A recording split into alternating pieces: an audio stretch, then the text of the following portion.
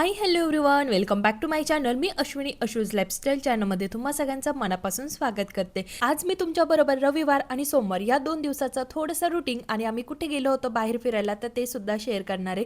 तर चला video skip न करता पूर्ण बघा आणि आपल्या चॅनलवर जर तुम्ही नवीन असाल तर नक्की आपल्या चॅनलला सबस्क्राईब करा.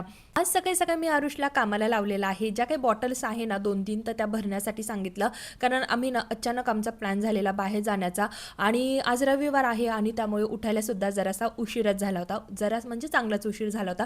जर घरी असतो ना तर मग बरोबर कामं आपली आवरली जातात, पण मग असं बाहेर कुठे जर जायचं ठरलं की मग थोडंसं लवकरच उठावं लागतं की नाही. तर थोडासा उशीर झाला होता. मग मी त्याला बोललं की मी स्वयंपाक बनवते, तू मला बाकीची थोडीशी मदत कर. मी त्याला बॉटल्स भरायला लावल्यात आणि मस्त इथे बॉटल भरून दिल्या. मी तोपर्यंत आज मस्त सकाळी सकाळी ना कांद्याची 5 चपाती असा स्वयंपाक बनवलेला आहे. रविवार म्हटलं ना तर मी सकाळी स्वयंपाक नाही करत, घरातली सगळी कामं आवरते, पूजा करते आणि त्यानंतर मात्र गरमागरम असा स्वयंपाक बनवत असते.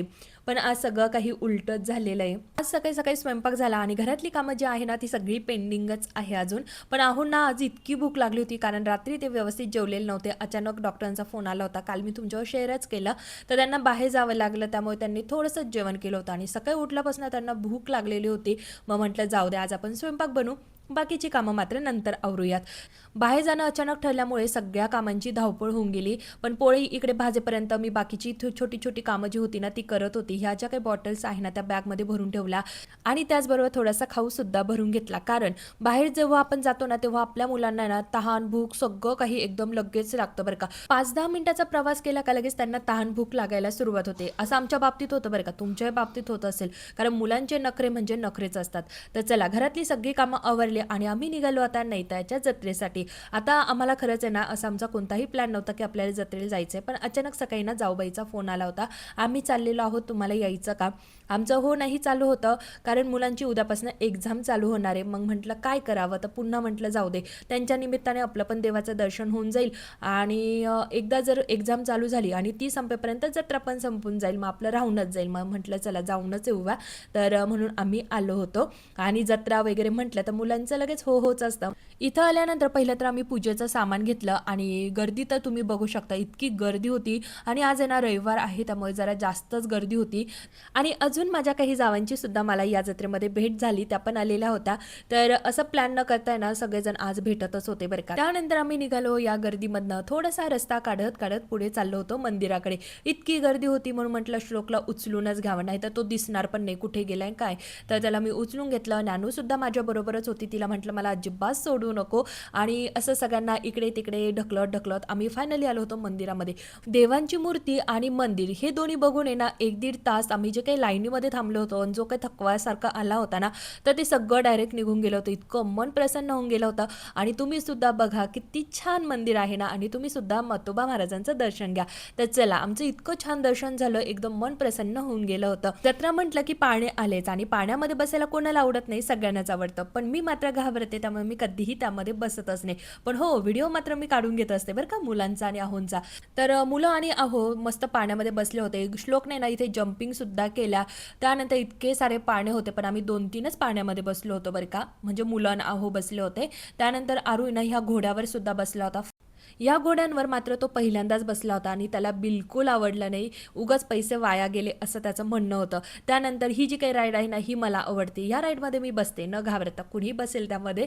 तर आम्ही यामध्ये एक राऊंड मारला आणि त्यानंतर मला सगळ्यात महत्त्वाची गोष्ट घ्यायची होती ती म्हणजे भाकरी बनवण्यासाठी मला ही लाकडी काठवड घ्यायची होती, जी मला मागच्याच वर्षी घ्यायची होती. पण त्या वर्षी मी काही घेतलं नाही. पण ह्या वर्षी म्हटलं आपण नैताच्या जत्रेला गेलं ना तर काठवड घेऊनच यायची. तर इथे ना खूप काठवट होत्या आणि प्राईज मात्र ते खूप सांगत होते. एका काठवटीची प्राईज आहे ना 1200-1300 सांगायचे, पण आम्ही 1500 मध्ये 2 काठवट घेतल्या आणि लाटणं सुद्धा घेतलं. त्यानंतर आम्ही थोडासा नाश्ता केला आणि नंतर आलो घरी. घरी आल्यानंतर मस्त स्वयंपाक केला, आरूचा अभ्यास घेतला आणि त्यानंतर मस्त झोप काढली. दुसऱ्या दिवशी म्हणजे सोमवारी सकाळी सकाळी ना मुलांना स्कूलला जायची घाई चालू होती आणि माझा सुद्धा स्वयंपाक चालू होता आणि तेवढ्या वेळामध्ये आमच्या इथे आलेली होती दिंडी. तर ही दिंडी येणार हे आम्हाला आदल्याच दिवशी माहीत झालेलं होतं. त्र्यंबकेश्वरला निवृत्तीनाथांची यात्रा असते, आता हे सगळ्यांनाच माहिती आहे. आणि यावेळेस ही एकादशी आलेली आहे मकर संक्रांतीच्या दिवशी, त्यामुळेच ही दिंडी आलेली होती. तर त्यांच्यासाठी थोडासा नाश्ता सुद्धा ठेवलेला होता. मस्त मिसळ पाव होती आणि ना गाजराचा हलवा सुद्धा होता, पापड वगैरे कांदा ते सगळं होतं. आता सकाळी ना मुलांना स्कूलला सोडवायची घाई असते आणि आरूला जेव्हा मी सोडवायला आली होती ना तर तेव्हाच मी इथे थोडा वेळ थांबली होती. पूजा केली, मस्त दर्शन घेतलं, थोडा वेळ बसली आणि आणि लगेच मात्र वरती आली, कारण श्लोकला मला उठवायचं होतं, स्कूलला पण नेऊन घालायचं होतं, त्याची तयारी पण बाकी होती. तर मग त्यासाठी मी लगेच वरती आली आणि स्कूलला सोडून आल्यानंतर पुन्हा थोड्या वेळ मात्र खाली गेली. मस्त जेवण जो काही प्रसाद होता ना, तर तो आम्ही खाल्ला आणि पुन्हा वरती आलं आणि घरात आल्यानंतर बाकीची जी कामं असतात तर ती आवरून घेतली. जेव्हा मी आता डीमार्टला गेली होती ना, तेव्हा मी हा प्लेटसुद्धा आणलेला होता. 15 रुपयाला मला एक प्लेट भेटलेली आहे. हॉलच्या गॅलरीमध्ये मी आत्ताच प्लांट ठेवलेले आहे, जे मी तुमच्यावर शेअर केलेलं होतं आणि त्यातलं पाणी ना खाली जात होतं. मग उगाच दुसऱ्यांना आपल्यामुळे त्रास होण्यापेक्षा ना, म्हटलं चला ह्या प्लेट्स घेऊन जाऊयात.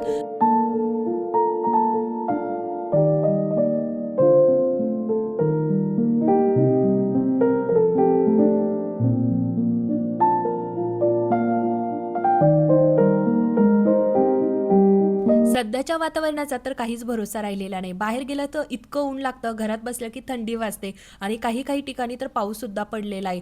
तर असं काहीसं हे वातावरण होऊन गेलेलं आहे. तर ह्या झाडांना मी सध्या दिवसाआड पाणी देते.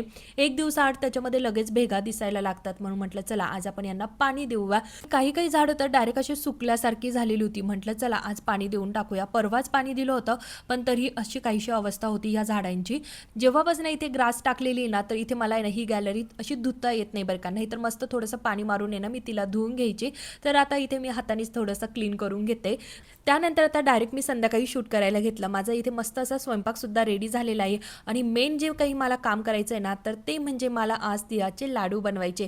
कारण उद्या श्लोकच्या स्कूलमध्ये आहे मकर संक्रांतीचं सेलिब्रेशन, तर त्याला पण मला द्यायचं आहे टिफिनमध्ये. आणि त्याचबरोबर म्हटलं चला आता उद्या भोगी आणि परवा लगेच संक्रांत राहील, तर वेळ भेटतो नाही भेटतो तर चला लगेच बनवूनच घेऊया. तर आज मी लवकर स्वयंपाक आवरून घेतला होता आणि आता मस्त तिळाचे लाडू बनवते. थोडीशी चिक्की पण बनवणार आहे आणि थोडे लाडू पण बनवणार आहे. तर जेव्हा मी डीमार्टला गेली होती ना, तर तेव्हा तिळसुद्धा आणले होते, जसं मी तुम्हाला सांगितलंच होतं. तर ते तीळ आणि खाली दुकानातनं पण मी आणले होते. तर असे थोडेसे तीळ आहेत, तर चांगले जवळजवळ 1 किलो तीळ आहे. तर अर्धा किलोचे मी मस्त लाडू आणि थोडीशी चिक्की बनवणार आहे आणि अर्धा किलोचं जे आहे ना, तर ते तसेच मी स्टोअर करून ठेवणार आहे. पण सगळे तीळ जे आहे ना, ते मी निसून आणि सगळे तीळ असे भाजून ठेवणार आहे, जेणेकरून ते खराब नको व्हायला.